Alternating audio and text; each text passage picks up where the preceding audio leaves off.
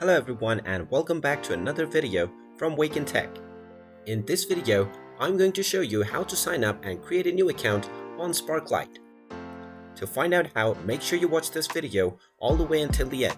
And before we begin, just hit that like and subscribe button real quick and let's get started. First of all, you will need to open up your web browser, so go ahead and open it up.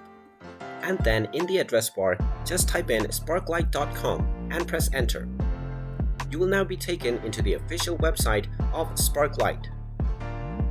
Now just click on the login button at the top section. This will now take you into the login page.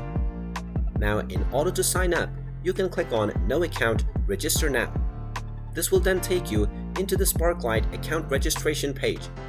Just go ahead and enter your billing account number followed by the zip code. Then just enter your phone number and click on the register button, and then you will be allowed to set up your password. Once you set up your password, your account will be registered, and then you will be able to log in by using your username and password. And there you have it. That is how easy it is to log into your account on Sparklight. If you find this video helpful, make sure you hit that like button and subscribe to our channel if you haven't done so already. Also ring that notification bell to never miss another update from us. Thank you for watching and I will see you again in the next video.